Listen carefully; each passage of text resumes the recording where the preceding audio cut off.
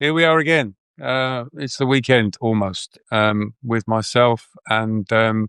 Revista, Graham Hunter. Graham, usual business, theme of the week to your team of the week, passing through every game that will be played this weekend. Theme of the week cannot be anything other than Atletico Madrid scoring 10 goals in 2 games. Now, we're not going to go silly and we're not going to be extremist and go from saying, they need a new manager to they're going to win everything. But what have you seen in the last 2 games that we weren't seeing before? And what did you see yesterday? Because you were there, weren't you? They're still quite humble in training ground.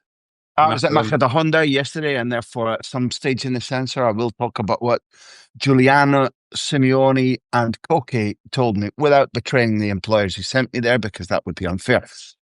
I hope that this answer will allow some of the trademarks of what you and I, and maybe even Jamie Easton, will talk about over the months, because this has to be a zone of no bluff and pretty direct honesty. So the first answer I'll give you is enjoyment.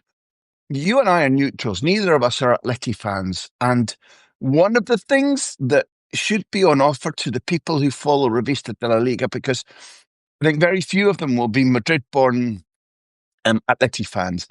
You want to be able to enthuse. You want to be able to appreciate. You want your senses prodded, and while you're enjoying, particularly if you are Mike, good morning, or Louis, what else have we got there? We've got one more, which I think might be Brian. I think that's not an unfair expectation, and the big teams around Europe, not just in La Liga. And with Atleti in the games, in the latter spell against Rayo, which you weren't talking about in the 10-goal splurge, because it's been a splurge, the derby is one of the best games we've seen in Spain, and for my taste is certainly in all the European football I've been watching this season so far, it's easily amongst the top 2-3 games. And then the absolute spanking of Eintracht Frankfurt, who'd gone to Borussia Mönchengladbach and won 6-4, I think, at the weekend, and therefore profiled as a team that liked to score. Thrills. It's an Atleti side with the tails up. And the second thing to go to the no bluff answer, Pete, is that truthfully, it's often the refuge of scoundrels just to say quality and form. But I don't see a huge degree of other things in that. For example, across those 2 games, fine, I'm only 3 goals conceded. Across the 3 games that I've mentioned, from Rayo forward, which followed on a pretty disappointing 1-1 draw at Mallorca. They haven't kept a clean sheet in 4, and they've conceded 5 times in 3 matches. There hasn't been, you and I quite like the idea of it being Lenormand at centre back, partnered. I think the partnership is beginning to work with Llorente roving right back. Hanchko moved off left centre back, right into what would you call it, a left back kind of role, and the centre half partnership being Lenormand and Longley. Yet Hanchko hasn't featured in all of those games. No. And Ruggeri got his tail up in terms of his participation in the Frankfurt win. And if you look at Sorlot's situation, is pretty similar. Plays, doesn't play. When I was there yesterday, there was a big group of footballers who'd played the majority of the Eintracht Frankfurt game, just jogging and then the gym. And then there was another pretty sizable group of footballers who are on the fringe, who didn't play at all, who are prospects for the first team, or who are first teamers but didn't get enough game time against Eintracht Frankfurt. And there were drills about, it was unusual. Atleti let us see a lot more of cogent training work than the stretching and Margot Fontaine balletic kind of moves that you see for 15 minutes, then you're told to fuck off by most clubs. Sorlot was in the big group working out, and it was about passing drills and third man runs and finishing, and it was pretty interesting to watch. But a formula for explaining what Cholo Simeone is doing differently or the structure of the team, I haven't got. What I did savor yesterday in the two interviews, then in the training session, and what you will have seen on the pitch too is, for example, Llorente, not my favourite player, but his state of form, fantastic. Poke's youthfulness and vigour and form and circulation of the ball, high again. Barrios, loving when he plays next to Koke, his hero, the guy who's genuinely, again, from a last season interview, Barrios said, I might be a threat to his position, but the number one guy who's taught me and helped me through and stood by me all the time is Koke. That partnership, when they play together, is very good. And then the key thing, although Sorloth scored against Real Madrid, Griezmann came on and scored against Real Madrid. And over recent weeks, although he's not a guaranteed starter anymore, Griezmann's nicked a couple of goals and looked as if he's grown wings again. But Julian has to be probably the answer against Mallorca when he comes off. He's bitching and moaning about it's the Balotelli, why always me? And from that day onwards, bang, bang, bang, bang, bang, bang. Not only goals, but playing as if he believes he's a superhero. And not playing with the I'll fucking show you anger. I've gone around a long way. I'm trying to drop in what I've seen, what you've commentated on, what was happening at the training ground yesterday, to say, if it's only atmosphere and confidence, I'll be a little bit disappointed because the constructive criticisms I've given of Simeone, I think critics always think they're accurate. They've been about, there should be so much more. Not I dislike Cholo Simeone because I don't. I've enjoyed right throughout his career. I've been present to see him play at various different clubs and for Argentina. And what he's brought in coaching and success and just performance in general, the overall Cholo Simeone performance, whether it's in training ground, at matches, or when he talks to the media, has been an enormous boon for people like you and me over the last, I don't know how many, is it coming at 14 years? So I want more. It's a real Oliver situation. Please, Cholo, can we have some more? And at the moment, we're getting it. And I truthfully, Pete, morning, Louis Cronje, I don't have a specific answer about why. We can see what, but why? I haven't got that answer. Well, the Spain squad's announced this morning. Llorente, maybe, and Barrios also in it. Maybe I'll ask Graham about that a little bit later. On the receiving end at the weekend, Real Madrid, something's afoot. We've seen Valverde not happy. We've seen Vinicius maybe not happy. Bellingham's come back, but he's by no means walked straight into the team because Goulet is thriving as the number 10, and Mastuano's done well on the right side of the three behind Mbappe. The hierarchy's sort of been thrown up in the air. How's it all going to, how will the pieces fall? I'm 2 for 2 in that, my kids oldest daughter used to say, I can't know that when she was young, and I can't know that. I think for sure one thing that Xabi Alonso is doing that's important is rotating. I won't be hypocritical. It was disgusting what clubs like Real Madrid were asked to do if they wanted to bury their face in the financial trough of the Club World Cup. And they did want to bury their face in the financial trough. That's beyond the players can't say, well, this tournament, yeah, okay, for my contract, yeah. That one, no, I don't think they can't fucking do that. So Madrid go there in the brutal heat after a season where they've ended up clinging on. They run themselves silly. They sweat themselves silly. Their holidays are short. Their pre-season training was 10 days. 6 weeks it used to be. 6 weeks it used to be. A minimum. In your and my day, the football season in Scotland, when I was younger, was closing in April, and they weren't back playing until August.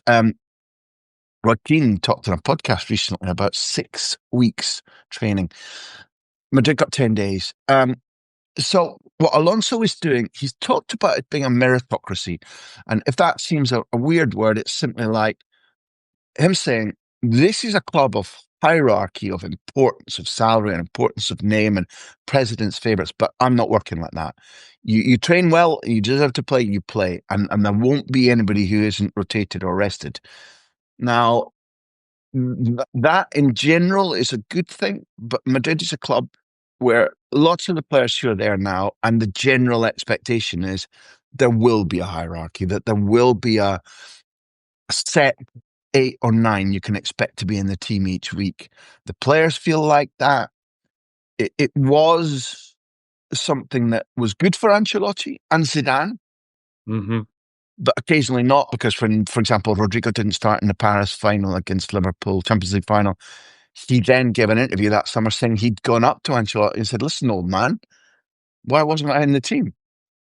Which maybe in those days Rodrigo could get away with, and Ancelotti's a lot more tolerant of than Alonso would be. But there's been quite a switch from what the last few decades at Real Madrid have been to where it's at now. And I don't think the players are digesting it well. And not just ego. I think that they are working hard to come to an understanding about we need to play with the same organization and dynamism, because Alonso is dedicated to spatial organization. How tight is the space between footballers? Where is the defensive line? How far should the forwards drop? And squeezing a big rectangle in the middle of the pitch. He trains that way, and in matches when you watch him, his most frequent gesture is moving his arm like up to the defense, not just high line, but squeeze. And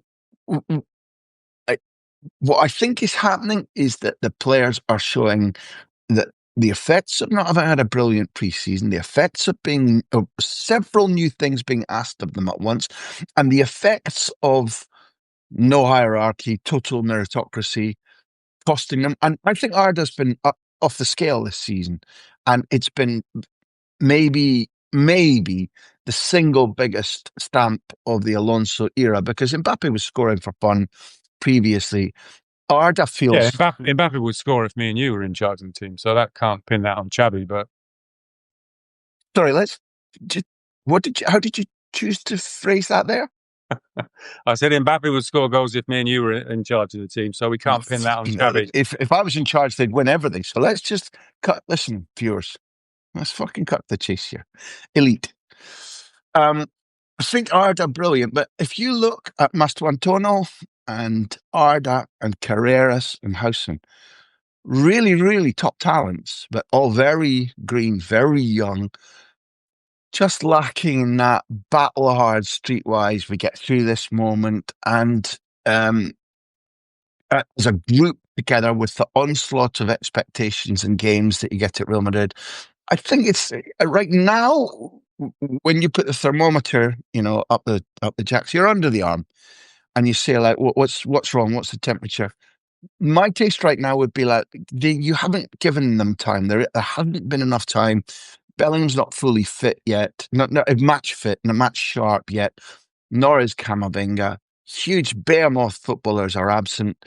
For my taste, what Madrid are like right now is entirely predictable, apart from being ahead at the Metropolitano and then losing, another 4 goals. That was out with the chart that I saw. It shocked me watching it, and there was a certain degree of competitive apathy that I didn't like to see. Other than that, I think where they're at right now is relatively predictable and relatively defendable, at least understandable. Well, they face Marcinez Villarreal this weekend. There's a nice milestone for him at the Bernabeu, because it's 259 games in charge of Villarreal, so he draws level with Pellegrini. How good has he been, and can he celebrate that milestone at the weekend with a win? How many games has the Asturian been in charge? 250. Villarreal. 259 in 2 spells, right? Yeah, 2 spells. Okay, yeah. So that was...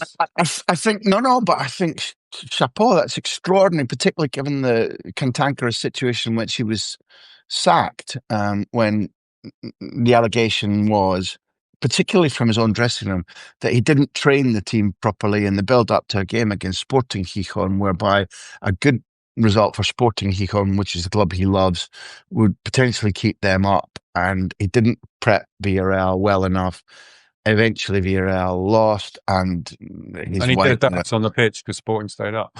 They danced on the pitch. His wife did a little social media post, and the directors were like, "Well, Marcino's been so good for us, I tell you." And they scratched their chin and grumbled for about 6 weeks. And then the players at the beginning of the new pre-season went, no, not happy. And out he went. And I argued that he was the man that should come back when Villarreal were struggling and Marseille didn't seem to want Marcelino. And there was a big Longoria, who's still the president, had taken him there, had been his agent. And that was a really mucky situation. And it took humility from the Reich family to go and re-sign Marcelino. And it's been glorious because for my taste, it's an utterly unrecognizable Marcelino era in that they play ebb and flow, ida vuelta, back and forward, patio football, which was not the case before. They are not married to 4-4-2. If I'm not wrong, he's in his very late 50s. A man of those principles and that dogma and that age doesn't usually change how he's willing to see his team play. It's very much more of a selling club. The turnover of playing staff is much higher than it was in his first spell. And yet there's a clear identity. He's coping with it. Many of his footballers are reaching their 8 out of 10 level. They were really disappointed to have only drawn against same result as Juventus had last time they came to the Madrigal. They were brutally disappointed. Parejo has said, listen, I accept the blame for my error. And yet Villarreal probably profile as a team that could go to Bernabeu and win. Not well. They're outgunned in terms of talent, that's for sure. I think it's early in this current rebuild of Villarreal under Marcelino to ask them to go and win there, but he has won there. I believe that the way that they punch, Madrid remain vulnerable to counterattack and an aerial threat. And therefore, aerial threat shown, for example, the cup tie against Real Sociedad last season, the 4-4 at Bernabeu, the goal Murici scored for Mallorca, the goals headed in against them in the Madrid derby. There are areas where you can see how Villarreal can do damage. As ever, it's to do with brilliant tactical plan, effecting it with the minimum number of errors and total self-belief. Madrid will start as clear favourites, but it profiles has been a right good game. I know we're still trying to raise the Revista posse, Graham. So you haven't. There's a point. There's a point. Listen, at this stage, people we see we've got, nearly 20 people online, and I would say thank you for being there. But this part has been for free. The rest is for socios only. It's very easy to become a socio. It's £3.99 a month. The link is in the description. There's been a flurry recently of people joining us. Thank you very much to them. And you can go for a season pass, which I think is 36, 37 quid. And that takes you all the way through to next July after the World Cup final in New Jersey. So join us, support us, please. We're doing this as a project of passion. All we need to do as two freelancers is to be able to make sure we cover our time, cover our costs. Join us, become a Revista de la Liga member, and we promise you fun and information. And if you want them, betting tips from now until the end of the season, which is about 6 years away, we'll be with you. So anyway, message over. Pedro, on with nearly the weekend.